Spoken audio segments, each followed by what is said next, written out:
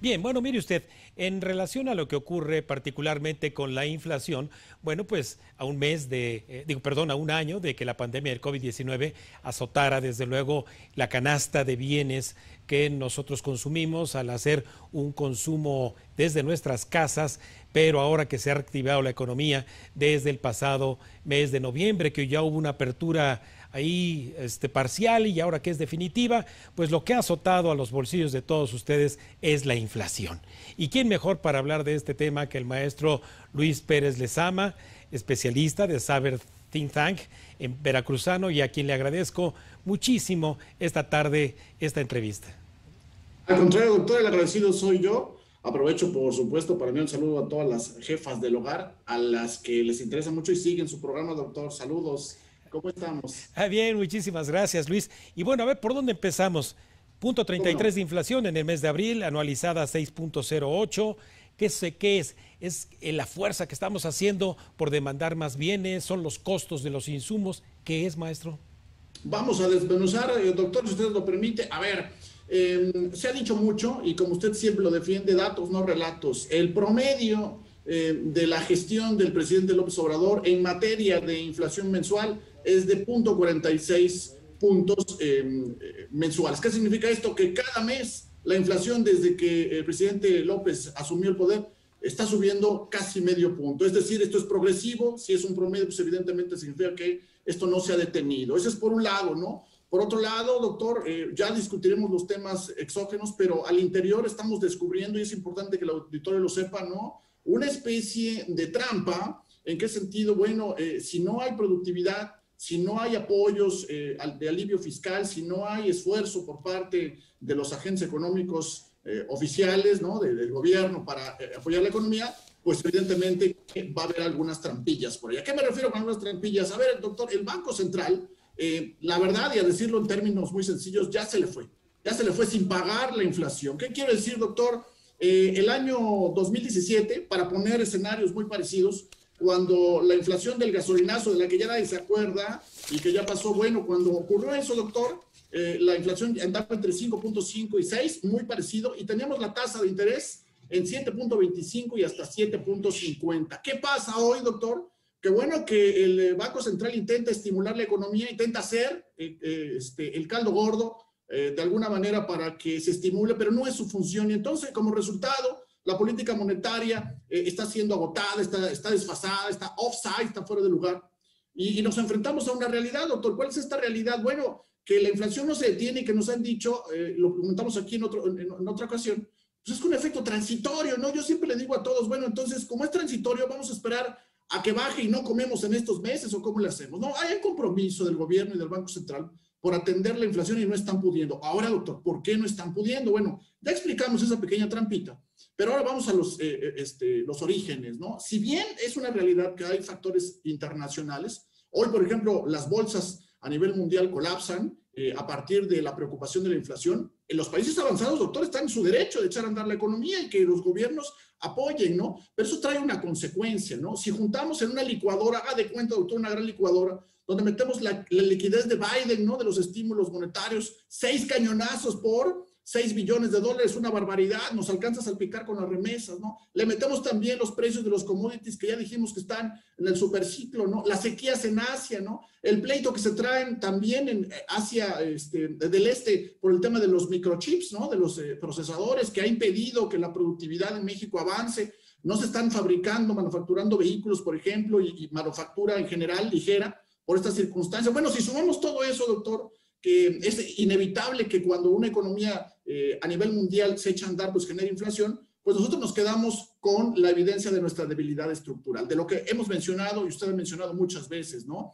En México hay una debilidad que se refleja a través de la falta de competitividad. ¿Qué quiero decir? Mire, doctor, se piensa que únicamente la inflación está proporcionada o está generada por un efecto monetario, ¿no? Y en México, si bien es cierto, circulan más de 2 billones de pesos, la realidad es que el consumo, lo que acabamos de ver, no es como que el momento que esté pasando con mayor auge. Entonces, lo que la gente se pregunta es, ¿por qué si yo no tengo trabajo, los precios siguen subiendo, porque si no tengo posibilidades de tener justamente un empleo digno y remunerado, los precios siguen subiendo. Y en efecto, no se trata solamente de una cuestión monetaria, doctor, se trata de que si nosotros condicionamos la formación de precios al hecho de que no hay empleo, no hay productividad, está en negativo el Producto Interno Bruto, pues hasta una inflación de 3, de 2, de 4, de 5, la que sea, doctor, es alta. Entonces, ese es el problema, ¿no? La velocidad con la cual se mueve el dinero se nos va de las manos. El ama de casa, el amigo trabajador que nos escucha hoy y el analista que compara esos datos con la realidad, sabe que el dinero está de pronto desapareciendo. Entonces, doctor, ¿qué tendríamos que hacer y cómo enfrentamos este contexto? Pues aquí es muy claro decir algo, ¿no? No es otro momento, y hay que decirlo con todas sus letras, más que el peor para el poder adquisitivo en México el que se está viviendo. En este punto, al mezclar en la licuadora y encenderla, lo que estamos viendo es un caos, ¿no? Un cortocircuito hacia el interior de México, un gasto forzado, ¿no? Muchos nos preguntan cómo poder interpretar esta baja del consumo, esta caída de la productividad con el alto precio, gasto forzado, ¿no? La gente echó mano de sus ahorros, tuvo que ir a empeñar, doctor, está echando mano de las tarjetas de crédito, está sobreviviendo, ¿no? Estamos viviendo un ahogamiento literal, una asfixia monetaria, donde se echa la bolita entre el Banco Central y el gobierno, pero la realidad es que nosotros no vamos a aguantar esta transitoriedad, porque le tengo noticias, doctor, esto no va a ser transitorio, dadas las condiciones que estamos viendo de inflación a nivel mundial. Si bien vamos a experimentar una ligera caída de medio punto en mayo y otra media caída porque son los promedios, esto va a cerrar en 5%, doctor. Entonces, lo que preocupa ya es algunos indicios dentro del INPC, que ya hemos dicho que no nos gusta cómo se mide, y lo podríamos platicar, pero el hecho es que las mercancías que son importadas, hoy el dato de consumo nos dice que las mercancías importadas siguen estando ahí muy demandadas, el tema de los energéticos que va por encima del 30%, las materias primas en general están por los cielos. Entonces, otra vez, ¿no? Con una debilidad interna, sin empleo, sin la posibilidad de ayudarnos, ¿no? Con un banco central que como decimos, ¿no? Ya se le fue la inflación y que queremos que esta semana suba la tasa de interés, pues a lo que nos enfrentamos es una soledad monetaria, doctor. ¿Qué quiere decir? Bueno, parece este asunto de sálvese el que pueda, pero la realidad es que de los 9 subcomponentes de la inflación del INPC, doctor, ya 6 están negativos, ¿no? Entonces, es muy importante que la gente pueda comprender por dónde vamos, doctor. Sí, ahora mira, Luis, la voz del empresario dice que tuvo que incrementar salarios. Como tú mencionaste, materias primas, sobre todo de cereales, se han incrementado. Se ha incrementado el gas, el precio del gas natural, el precio también de los insumos que en muchos micronegocios existen, como por ejemplo son las tortillerías. Es decir, entonces estamos viendo también un empuje de inflación de costos en donde yo, empresario, si se incrementan mis costos variables, los llevo a incrementar el precio al consumidor. Es correcto, doctor. Y el efecto empieza a contaminar una cosa que le llamamos canal, ¿no? Un canal de expectativas. El canal de expectativas es la preocupación, ¿no? La lectura de la incertidumbre. Le doy un dato rápido, doctor. Sí. La palabra más buscada en Google a nivel mundial hoy día es la palabra inflación. Hoy, como decíamos, estamos viviendo ya una percepción de que en algunos países la inflación va a ser positiva, pero en México no. Porque en esos países, como explicamos, pues bueno, hay manera a través de la liquidez de salir adelante, pero en México ya estamos viendo una contaminación y esa contaminación lo que nos dice es que el productor tiene una realidad, que es que le están costando mal las cosas, pero también tiene una preocupación. Dice, bueno, ¿y qué va a pasar hacia adelante? ¿No? Yo tengo que protegerme. Entonces, estamos empezando a caer en una especie de temor.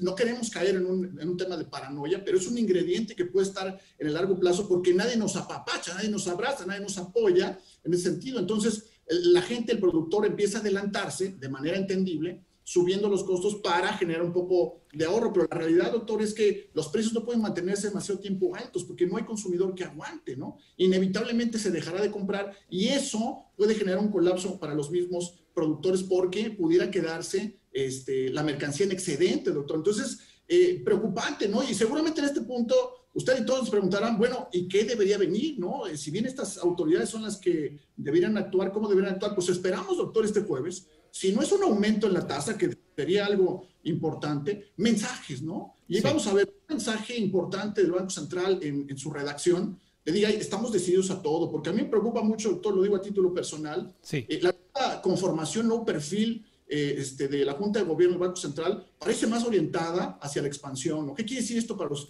amigos que nos escuchan, ¿no? Que está muy enfocado en bajar la tasa de interés a toda costa, pero la realidad es que eso tiene un interés perverso. ¿Cuál es ese interés perverso? Una tasa de interés baja. No pondría, como dijo el maestro Villagrán, ¿no?, en primer lugar a los consumidores, sino el costo de la deuda. Entonces, pues en este momento, la tasa de interés baja, que le baje la deuda al gobierno, no nos interesa, ¿no? Nos interesa que nos ayuden, ¿no? Eso es por un lado. Y por otro, claro, usted ya lo detectó el otro día, ¿no? Subsidios, doctor, hay que apoyar de pronto al consumidor. Sí.